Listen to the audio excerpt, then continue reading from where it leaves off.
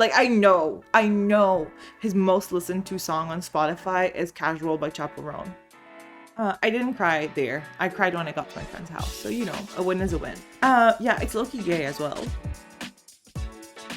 The man is blander than like unseasoned chicken. Hi, welcome. My name is Mia and welcome to my channel. I am here to talk about books. On this beautiful, very, very warm Sunday, we are going to be talking about my book recaps of February and January because I only had 2 books in January. I didn't think they would be worth a whole video on their own, so I'm putting all 6 of them. Grand total, 6 books in one video. Here are my books. There's 4 of them, which is a lot. I didn't all read them physical, I'm not gonna lie. And we've got my Kindle. So pretend there's another 2 books. My beautiful little pile. I have notes for once I'm prepared. So I think let's go ahead and discuss books. My first book of the year, I had a really bad slump at the beginning of the year. So this is what kind of got me out of it. Not fully, but I did read this in one sitting, and it's Phantom Hearts by Rosie Talbot. Really, really sweet. It's a graphic novel. So all the art, one of the like most beautiful art. It is gorgeous. Let me see if I can just like have, but like, look at that. So beautiful.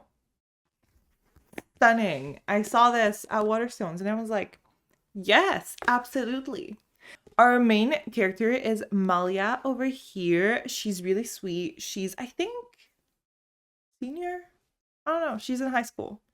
Her dad drives the school bus, and one day her life is upended because the bus crashes and kills a bunch of her classmates, and suddenly everything's going wrong, right? She just wanted to be there. She just wanted to go into photography. She wants to be a photographer. She wants to have like her own little, you know, photographic show and everything, but the bus crash changes everything. Her friends are dead.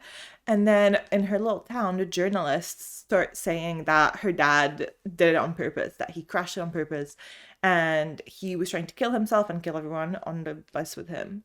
And she basically sets off to try and clear her dad's name and runs across a really cute girl named Kizzy, and they start working together to try and prove Malia's dad to be an innocent. It's very found family. They, as they go, just keep recruiting a bunch of like teens from their school, both alive and dead.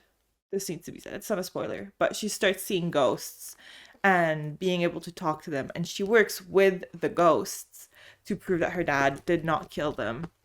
It's very sweet. It's very bitter. Please check the trigger warnings. There was stuff going on, but it was really good. I really love found family, and I think this found family was really nice. And I did cry at the end. Not gonna spoil it, but it has a little bit of the vibes of, oh my god, what's it called? Hotel de Luna. If you've seen that K-drama, there's a little bit of that in here. But they're really cute. Babies. All of them are babies. We love them. Second, I read Legendborn by Tracy Dion, and this book has been on my like list, my TBR, for years, and I just never picked it up. Like, it was never my priority.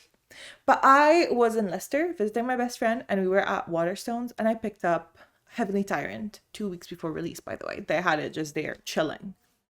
Obviously I grabbed it.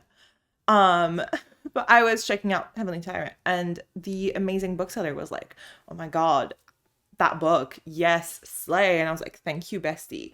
And then she was recommending me some books, and she said, have you read Legendborn? I was like, not yet, it's on my TBR. And she was just like, do it, read it now, like, it's so good. And the 3rd book comes out in a week right now, from when this is being recorded. It comes out in a week.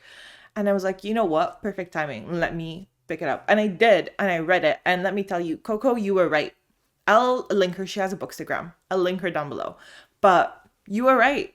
You changed my life. Also, Selwyn, I'll come back to him. I'll come back to him. But Legendborn, basically, Bree's world is shaken up. She's our main character. After her mother's sudden death, she gets killed, I believe, by like a drunk driver. I'm not actually sure. But her mom gets killed. And Bree's life is upended. She's 16. Everything is going wrong. Her mom just died. The last like time she spoke to her, it was a big fight. Like, all of that drama.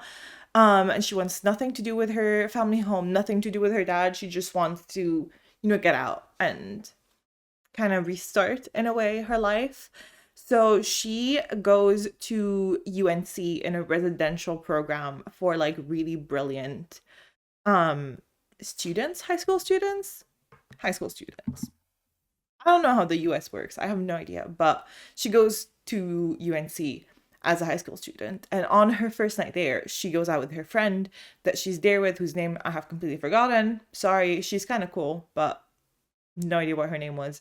But they go out for the night and they're like, oh my God, let's, break the rules. We're going to go and we're going to see what's happening. And Bree witnesses a magical attack. Like there's a monster that shows up. And then there's a really hot emo boy that is also there. But she witnesses all of this, and unknowingly, she stumbles into this world full of secret societies and Arthurian legend, and really, really good. Really, really good. The like magic system, beautiful. Really, yeah. I feel like so many people have talked about Legendborn that there's not much I can add to the conversation, but like it's like you should read it. Like it is as good as they say. I'm gonna read book 2 and book 3 for sure. I haven't gone there yet.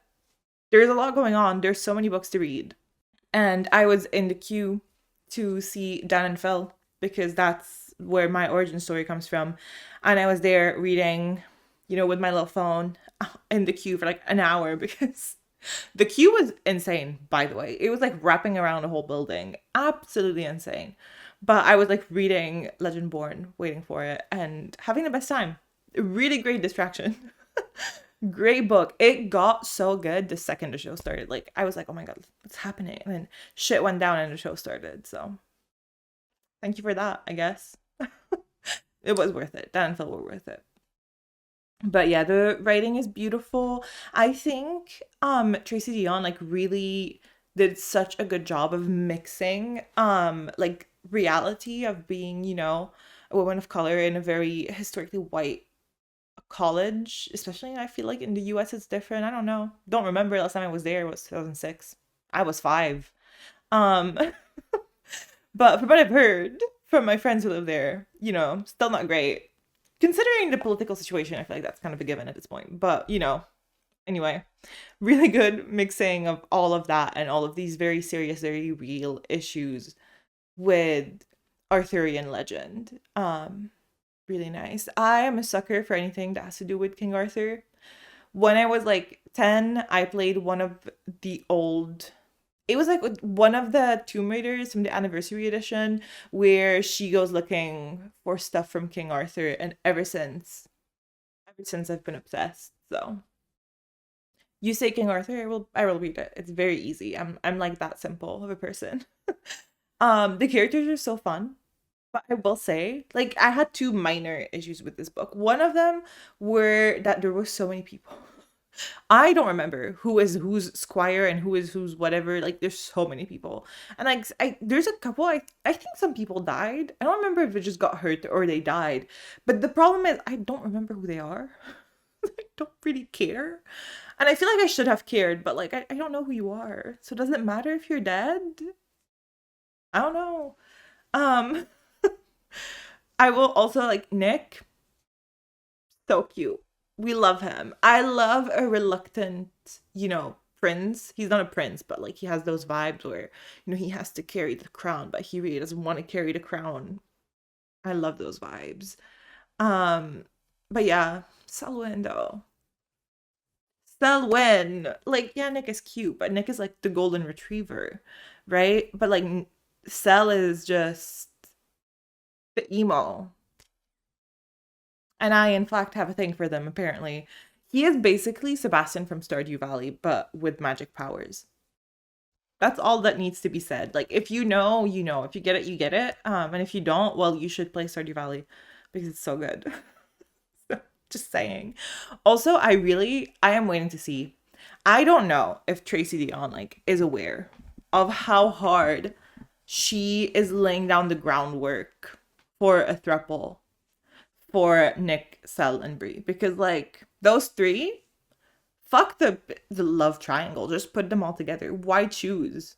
Why choose? They have like the perfect setup. That's it. That's all I have to say.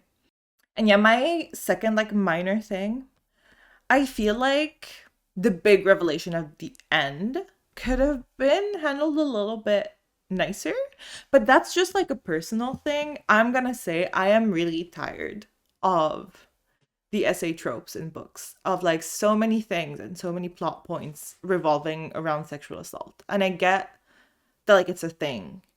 It's obviously it's like a big thing and it's gonna change your life and it's gonna impact plot points.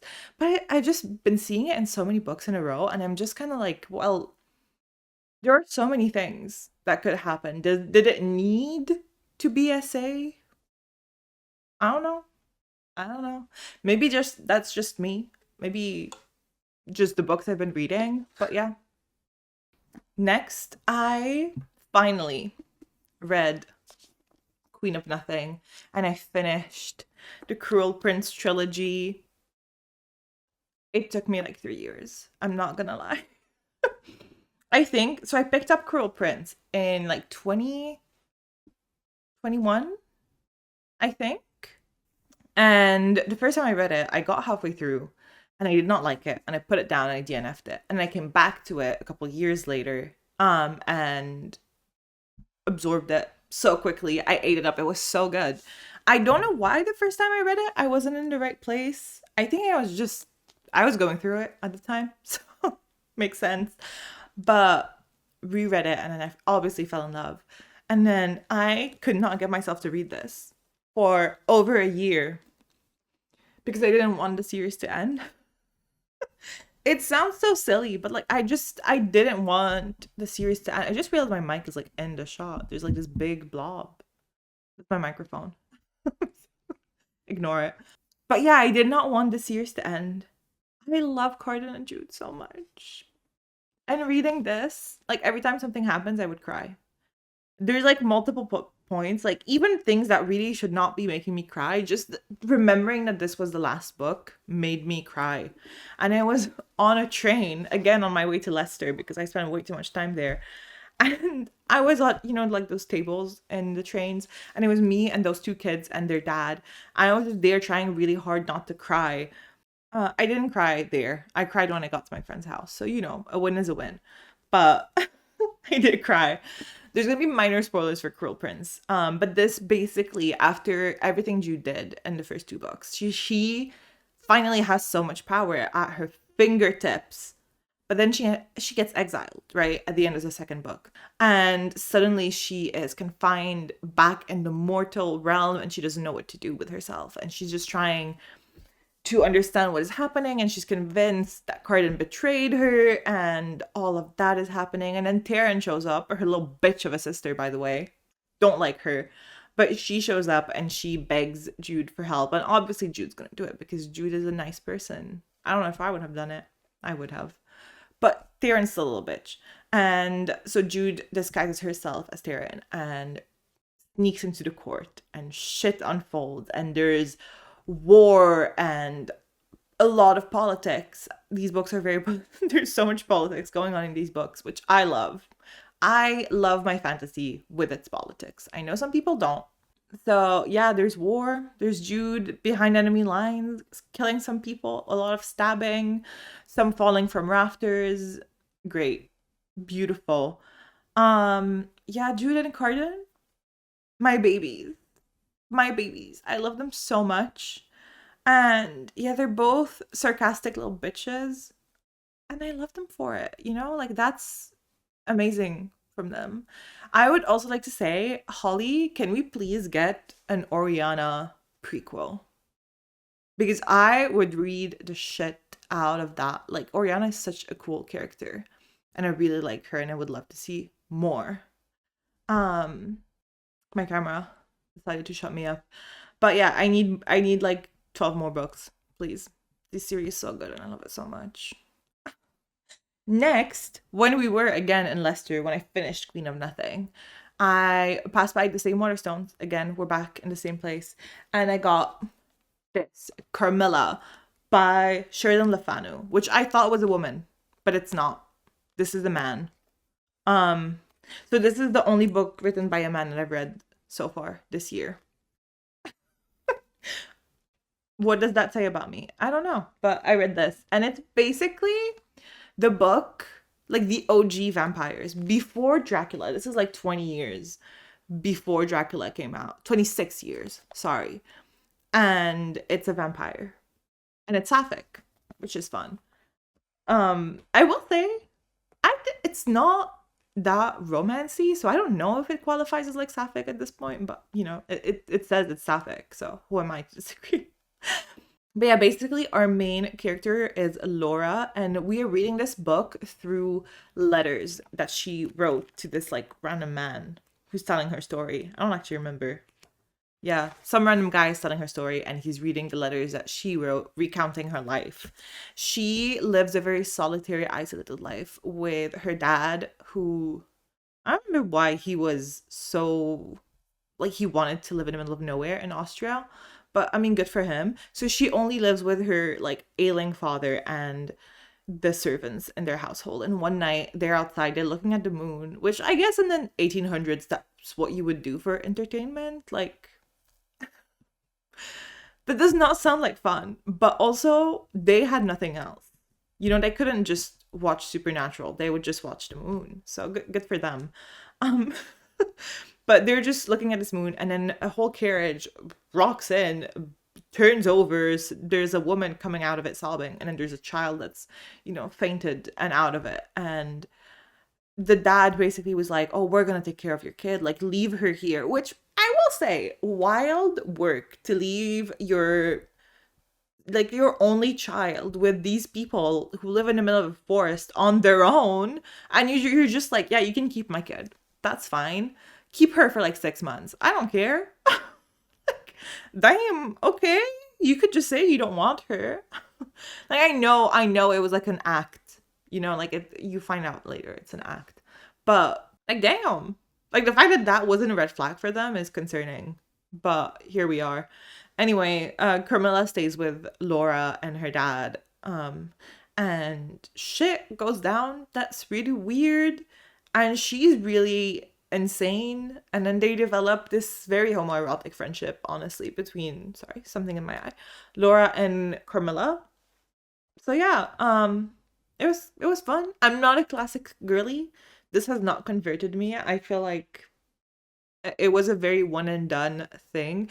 I did like it. It was like a 4 star, if I remember well. It was fun, but it was fun because it was short. Yeah, the writing was not my favorite. The general, barely there. But honestly, unhinged, and we love it. Oh my god, there's someone outside my door. I don't want them to hear me talking to myself. Oh well. We're gonna have to deal with it. Yeah, the characters are very formulaic, but it was the 1800s again, so I'm like, I feel like that was just the norm at the time. Anyway, next, I'm just gonna bring out, ignore the fact that it's not the correct book, but I read Dark Cries by C.S. Pacat. Is that how you pronounce it? I don't know. But basically, the premise of Dark Cries, this one, by the way, like, I thought was on everyone's For You page for years, because it's been on mine for years, and all I've been seeing was like Dark Cries. But everyone like that I brought it up to were like, "Oh, what is that? Like, tell me more." Was I just on a really weird side of TikTok that would not shut up about this book? Like, what was happening? Really good though. I really enjoyed it. But yeah, so 16-year-old Will is on the run. He's pursued by men who killed his mom, and he's just running. And so at some point, he runs into an old servant of his mother who tells him to find the stewards, that the stewards are the last like guardians of the light, and you have to go there. and he doesn't know what any of that means. And yeah, you kind of discover with him, he gets kidnapped, and then he meets Violet, who her brother is a lion. I think that's like, yeah, that's not a spoiler. Her brother is a lion, which I still don't really know what that means. I just like, they never fully explain what lion means. They're just like, yeah, they're really, really strong. And I'm like, okay. But they get roped into this fight between the light and the dark. And there's the Dark King and the stewards are like the light and the darkness. And they're trying to protect the world from the Dark King, who's, corrupted and everything. I think it does have, like, to me, it has some Arthurian elements, but it's not like, it's not said to be Arthurian, but there's like a little bit of it. There's a lot happening in this book. I don't know how to like sum it up properly, but yeah, it's a fight between the light and the dark. It's very high stakes. There's people dying. A lot of people die in a kind of shocking way. I don't want to spoil it, but like, that was shocking. I did not expect it to go how it did. I expected something else. Like, I had this vision. I knew something was going to happen. I knew people were going to die. I was like, that's obvious. But I thought it was going to happen a certain way, and then it didn't. It happened a very different way. So, I mean, good for them. Yeah, it's low-key gay as well. There's not much romance, but there's like a sprinkling of romance. This was sold to me as a gay dark magic, and obviously I read it because what sounds better than gay dark magic? Nothing is what. What Cyprian? No one can touch him. That is my child. That is my kid. That is my baby. I will protect him with my life. I adore his character. He was so cool. Um, yeah, I'm very, very intrigued as to where this is going. I will say my biggest issue, my only real issue with this book, the author pulled an R.F. Kuang in that they assume that the reader is stupid. And they're going to tell you the same thing like 70 times. I get that this is YA, right? Like, I am reading something that's technically for teens, but like, teens aren't stupid. Like, if this was middle grade, I feel like I could give it a bit more of a pass, but this is not middle grade. And I am a big YA reader, so it's not like I'm reading a genre that I don't enjoy. I really love YA. But there was so much over explaining. Like, there were certain parts that I'm pretty sure were repeated like 30 times. We get it. We get it. We get who Will is. You have said this like 70 times. A lot of the characters like kind of sit there because it's also like multiple POV, but they all repeat the same thing multiple times. Like, sometimes on the same page you will have the same thing like 3 times. I'm like, can we please move on? Like, I promise you, I get it. You don't need to hammer the point into my head for me to understand. I got it the first time you said it. And if you said it one more time and be like, you know what, fine. Some people wouldn't have gotten it. But you don't need to go beyond twice. Like, that's enough. But we're good. We get it. We get it. You can shut up now. I get that this is a fight between the darkness and the light. And I get that we are the last line of defense. And I get the whole, like, all the trauma that Will is going through and repeating it in his head. And, like, get over it. I'm sorry your mom died. But can we move on, please? Yeah, hopefully second book has a bit less of that. The plot is really interesting, so I'll obviously be reading more. It was really good. I did rate it like a 4.5, I'm pretty sure, or 25. But like I said, my only issue is please stop repeating yourself. Please stop assuming that the reader is dumb, is what I would say to authors. Some of us are, but not that much. And then a final book, book number 6, which feel crazy. No, that is 6. Okay, cool. Deep End, Ali Hazelwood. I fear this was my most disappointing Ali book. I had such high hopes because when I heard Wet, I was like, oh my god, I'm gonna sell my soul for you. And then I read it. It's okay.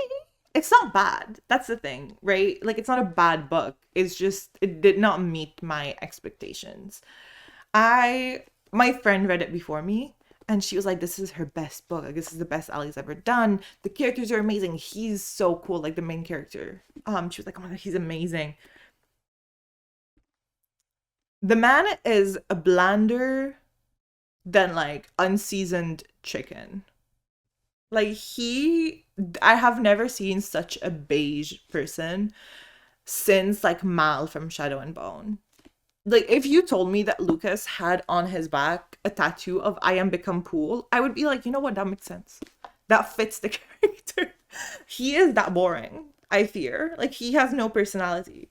I really could not get over that. Like I know his most listened to song on Spotify is Casual by Chappell Roan. There is no other option. All he must listen to because he would relate to it so much. But the book is basically the swim captain, Lucas. He's an Olympic champion. He's so cool. He meets Scarlett, who is a diver. And shit happens. Basically, the beginning of the book. I'm gonna spoil like the setup a little bit. But Scarlett's teammate is Lucas's ex. So they break up at the really beginning of the book. And then she goes to Scarlett and she's like, oh my God, you guys are both into BDSM. You should totally sleep together. And that's kind of how this whole thing starts. Which, I think I'm not the target audience. I can read smut, right? I grew up on AO3. I've seen a lot of bullshit and a lot of smut. But I fear I am way too ace for this. Like, this was a lot of just fucking. And a lot of, like, fucking and exposition during the fucking. And I was just like, do I want to be here? I don't. Not particularly. But yeah, they bang so much. Good for them. You know what? I'm not judging. I just didn't want to read that much about it. I would have liked a bit less of it. That's a personal opinion. Scarlett just needs to get over herself. Like, the third act, kind of breakup, issue, whatever, could have been avoided so easily if she just, if someone, like, whacked her over the head or something. She would have short-circuited maybe and moved a bit faster. But she was annoying me at the end of the book. She was being really stupid. I think this would have been a lot better if it was 100 pages shorter, I'm not gonna lie. It was just a bit too much of the same repetitive stuff. Also, I did not like the Pen plotline, the friend who like gets them together. There's a lot that happens with her towards the end of the book, and I am just tired of pitting successful women against each other. Like, we don't need that. Like, can we get over it and just be nice to each other? Like, women supporting women? Who's that? That would be really nice. So I really wish that was a thing. I'm still convinced that Penn and Lucas were in a lavender relationship. And nothing in this book can tell me otherwise. I do not care that she is just obsessed with men. She is in a lavender relationship and that's all of her issues. And I think she was in love with Scarlett the whole time. But clearly, that's not the plot. But it's what I believe in my heart of hearts. Yeah, that was it. That's my recap of all the books I have read between January and February 2025, which I think was really exciting. I have 1 minute left on my camera, so I'm gonna speed through. But I am now reading Paladin's Grace, and it's so good, and I'm really enjoying it. And yeah, I guess it might be my first ever video that I will put up. I do have like a big kind of introductory video, I want to say, which is basically me ranking all of my 2024 reads, but she is a chonker and she's taking me a very long time to edit. So she might not go up before this. This might go up first. So hi, internet, I guess. Welcome to my little corner. I am going to be here. My water bottle just looks weird. I am going to be here to talk about books. And yeah, I feel like there might be more. There might be less. Who knows? I might disappear and go back into a hole. You'll never know, but welcome. And I hope you enjoyed my little ranty rant. And I will see you soon-ish. I have plans. I have ideas. I also, unfortunately, have a master's degree to finish. So we are working with what we have. But anyway, my camera's going to stop now. So bye.